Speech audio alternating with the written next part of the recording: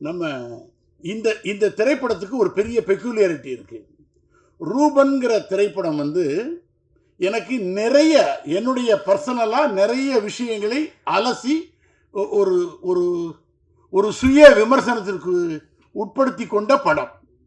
ஒரு நாள் பல ஆண்டுகளுக்கு முன்னாடி கேர்ஜியா கார்டன்ல ஷூட்டிங் நடந்துகிட்டு இருந்தது. நான் ஒரு திரைப்படத்துக்கு ஒரு ரொம்ப I'm doing the lead role at that time. So அதனால அந்த ஒர்க்கு நடந்துக்கிட்டு இருந்தது. கேர்ஜியா கார்டனுடைய ஃப்ரண்ட் சைடு சார் ஒரு படத்துடைய பேட்ச் ஒர்க்கு ஒரு 1 ஹவர் பண்ணுவாங்க சார். அவங்க போனதுக்கு பிறகு நம்ம ஷூட்டிங் மறுபடியும் அந்த பக்கம் நடக்கும் அப்படின்னு எங்கள் டைரக்டர் சொல்லியிருந்தாங்க. சரி அப்படின்ட்டு ஒர்க் பண்ணிக்கிட்டு இருந்தேன். பரபரப்பாக வந்தாங்க. திடீர்னு அந்த பக்கம் ஃப்ரண்ட்டில் அமைதியாக இருந்தது. என்னங்க ஒரு 1 ஹவர் ஷூட்டிங் நடக்கிறதா சொன்னாங்களே, அந்த சைடு ஷூட்டிங் நடக்குதா அப்படின்னா, ஆமாம் சார்,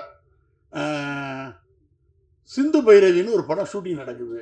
யோ அது எங்கள் படம் ஏ அப்படின்ட்டு நம்ம டைரக்டர் இருப்பாங்களே அப்படின்ட்டு ஆர்வமாக போய் பார்க்கறதுக்காக போனேன்.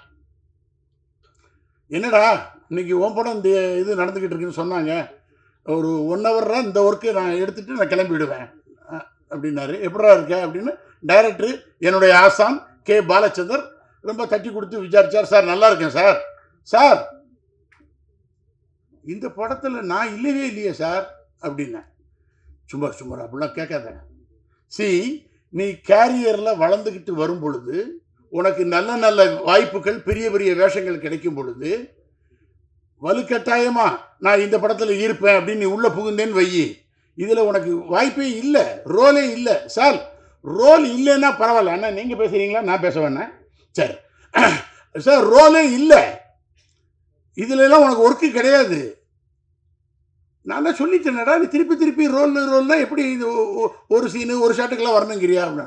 அப்போ நான் டைரக்டர்கிட்ட ஒரு தாழ்மையான ஒரு விண்ணப்பத்தை நான் வைத்தேன். சார் நான் எவ்வளவு பெரிய நடிகனாக இருந்தாலும், இன்னும் எத்தனை ஆண்டுகள் பணியாற்றினாலும், சின்ன நடிகனாக இருந்தாலும் எனக்கு அது முக்கியம் இல்லை. என்னை முதல்ல சார்லின்னு பேர் வைத்து நீங்கள் அறிமுகப்படுத்தினீங்க. அதனால என்னுடைய ஆசானுடைய எல்லா படத்துலையும் நான் ஒரு ஷாட்டாவது வரணும் சார். எனக்கு ஒர்க்கு இல்லைன்னா குரூப்லையாவது நான் வர்றேன். எனக்கு அந்த அந்த அந்த அனுமதியையும் அந்த ஆசையையும் எனக்கு நீங்கள் கொடுக்கணும்னு கேட்டேன்.